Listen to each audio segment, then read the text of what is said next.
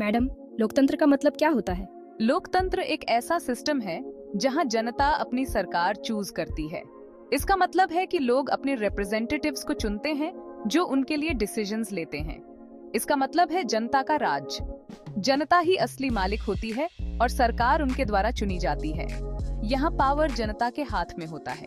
जनता अपने लीडर्स चुनती है जो उनकी बात सुनते हैं और देश चलाते हैं। ये लीडर्स जनता की समस्याओं को समझते हैं और उनके समाधान के लिए काम करते हैं।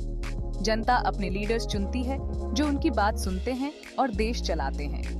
ये लीडर्स जनता की समस्याओं को समझते हैं और उनके समाधान के लिए काम करते हैं। लोकतंत्र में जनता की भागीदारी बहुत महत्वपूर्ण होती है। तो लोकतंत्र में सबको सेम राइट्स मिलते हैं? क्या इसका मतलब है कि हर व्यक्ति की आवाज सुनी जाती है? हाँ, लोकतंत्र में सभी लोगों को सेम राइट्स मिलते हैं, चाहे वो किसी भी जाति, धर्म, स्त्री या पुरुष हो या अमीर गरीब हो, सबको वोट देने का हक है। ये एक ऐसा सिस्टम है जो इक्वालिटी और जस्टिस पर आधारित है। चाहे वो किसी भी जाति, धर्म, स्त्री या पुरुष हो या अमीर गरीब हो, सबको वोट देने का हक है। ये एक ऐसा सिस्टम है जो इक्वालिटी और जस्टिस पर आधारित है। हर व्यक्ति की आवाज का महत्व होता है और हर वोट की गिनती होती है। ये एक ऐसा सिस्टम है जहां जनता की आवाज सबसे जरूरी होती है। लोग अपनी समस्याओं और विचारों को खुलकर व्यक्त कर सकते हैं। ये एक ऐसा मंच है जहां हर व्यक्ति को अपनी बात रखने का मौका मिलता है। भारत एक लोकतांत्रिक देश है।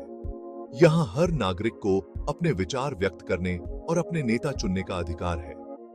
यहाँ हर 5 साल में चुनाव होते हैं जहाँ लोग अपने नेता चुनते हैं। ये चुनाव एक महत्वपूर्ण प्रक्रिया है जो यह सुनिश्चित करती है कि सरकार जनता की इच्छाओं के अनुसार काम करे। यह व्यवस्था इंश्योर करती है कि सरकार जनता को जवाब दे। सरकार को अपने कार्यों के लिए जनता के प्रति जवाबदेह होना पड़ता है। लोकतंत्र एक ऐसी चीज है जो हमेशा बदलती रहती है। यह एक डायनामिक सिस्टम है जो समय के साथ इवॉल्व होता है। ये इस बात पर डिपेंड करता है कि लोग इसमें कितना हिस्सा लेते हैं और कितने जागरूक हैं। जितना अधिक लोग इसमें भाग लेंगे, उतना ही मजबूत लोकतंत्र बनेगा। जागरूकता और भागीदारी लोकतंत्र की नींव है। लोकतंत्र की कई खास बातें हैं जो इसे दूसरे सिस्टम से अलग बनाती हैं। लोकतंत्र का मतलब है जनता का शासन, जनता के द्वारा और जनता के लिए। जैसे सबसे पहली बात, जनता का साथ। लोकतंत्र में जनता का साथ बहुत जरूरी है। यहाँ लोग वोट देकर, रैलियों में जाकर और अपनी बात कहकर सरकार तक अपनी आवाज पहुंचा सकते हैं। जनता की भागीदारी ही लोकतंत्र की असली ताकत है। लोग अपने विचारों को खुलकर व्यक्त कर सकते हैं और सरकार की नीतियों पर अपनी राय दे सकते हैं। और चुनाव? हाँ, फ्री एंड फेयर इलेक्शंस। लोकतंत्र में समय समय पर फ्री एंड फेयर चुनाव होते हैं। सभी पार्टीज को चुनाव लड़ने का हक है और जनता को अपनी पसंद की सरकार चुनने की आजादी है। चुनाव प्रक्रिया पारदर्शी होती है और इसमें किसी भी प्रकार की धांधली की गुंजाइश नहीं होती। चुनाव के माध्यम से जनता अपनी सरकार को जवाबदेह बनाती है और अगर सरकार जनता की उम्मीदों पर खरी नहीं उतरती तो उसे बदल भी सकती है। कानून का राज भी जरूरी है ना? बिल्कुल। लोकतंत्र में सब लोग कानून के सामने बराबर होते हैं। कोई भी कानून से बड़ा नहीं होता, चाहे वो कितना भी पावरफुल क्यों ना हो। कानून का राज सुनिश्चित करता है कि सभी नागरिकों को न्याय मिले और किसी के साथ भेदभाव न हो। यह समाज में शांति और व्यवस्था बनाए रखने में मदद करता है। और मौलिक अधिकार? हाँ, लोकतंत्र में लोगों को कुछ खास अधिकार मिलते हैं, जैसे कि बोलने की आजादी, धर्म की आजादी और सबके साथ बराबरी का हक। ये अधिकार नागरिकों को अपनी जिंदगी अपने तरीके से जीने की आजादी देते हैं। मौलिक अधिकारों के बिना लोकतंत्र अधूरा है। ये अधिकार नागरिकों को सुरक्षा और सम्मान का एहसास दिलाते हैं। ये सब बातें लोकतंत्र को एक मजबूत और न्यायप्रिय सिस्टम बनाती हैं। लोकतंत्र में हर व्यक्ति की आवाज सुनी जाती है और हर किसी को समान अवसर मिलते हैं। यही लोकतंत्र की असली खूबसूरती है। लोकतंत्र और गैर लोकतांत्रिक सरकारों में क्या डिफरेंस होता है? यह सवाल बहुत महत्वपूर्ण है क्योंकि यह हमारे समाज और जीवन के हर पहलू को प्रभावित करता है। सबसे बड़ा डिफरेंस पावर का होता है। लोकतंत्र में पावर जनता के पास होता है, जो अपने प्रतिनिधियों को चुनते हैं और उन्हें अकाउंटेबल बनाते हैं। लोकतंत्र में पावर जनता के पास होता है और वे अपने नेताओं को चुनने का अधिकार रखते हैं। यह एक महत्वपूर्ण पहलू है क्योंकि यह जनता को अपनी आवाज उठाने और अपने भविष्य को आकार देने का मौका देता है, जबकि गैर लोकतंत्र में पावर किसी एक पर्सन या ग्रुप के पास होता है।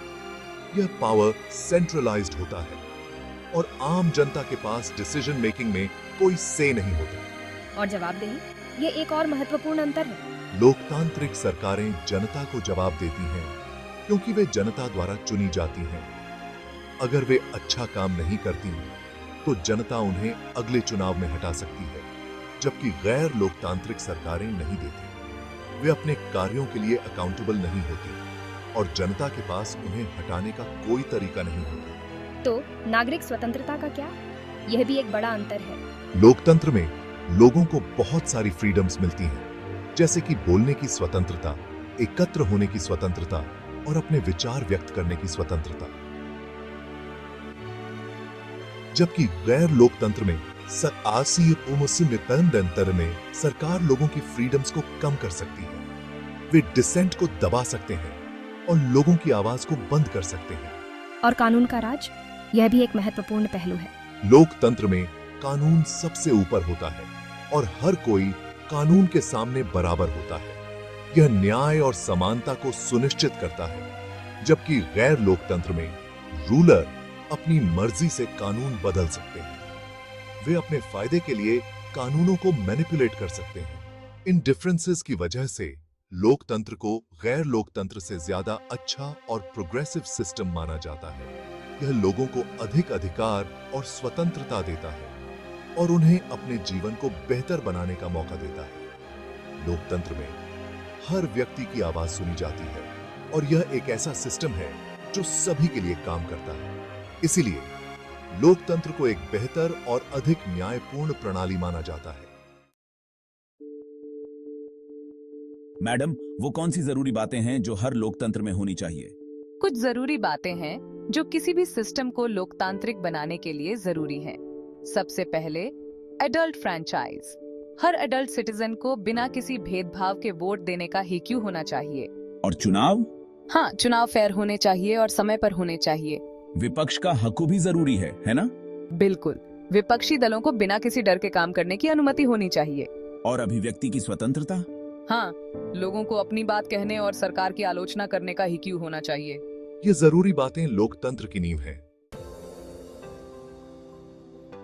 आज लोकतंत्र दुनिया में सबसे ज्यादा पसंद किया जाने वाला सिस्टम बन गया है।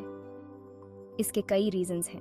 इतिहास बताता है कि तानाशाही और राजशाही जैसे सिस्टम्स अक्सर जुल्म और अत्याचार का कारण बनते हैं। मानवाधिकार। लोकतंत्र मानवाधिकारों और व्यक्तिगत आजादी को अहमियत देता है, जो लोगों को अपनी तरफ अट्रैक्ट करता है। आर्थिक विकास। स्टडीज बताते हैं कि लोकतांत्रिक देशों में आर्थिक विकास ज्यादा होता है। शांति। लोकतंत्र बातचीत और समझौते को बढ़ावा देता है, जिससे शांति का माहौल बनता है। इन कारणों से दुनिया भर में ज्यादा से ज्यादा लोग लोकतंत्र को अपना रहे हैं।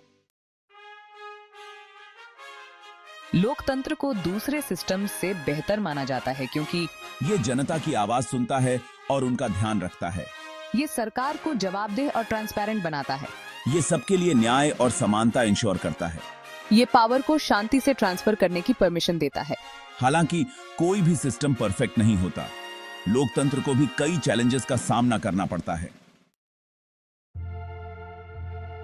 आज लोकतंत्र को कई चैलेंजेस का सामना करना पड़ रहा है। भ्रष्टाचार लोकतंत्र के लिए बहुत बड़ा खतरा है। अमीरी गरीबी का अंतर लोकतंत्र को कमजोर कर सकता है। धर्म और जाति के नाम पर बंटवारा लोकतांत्रिक वैल्यूज के लिए खतरा है। मीडिया का गलत इस्तेमाल लोकतंत्र को प्रभावित कर सकता है।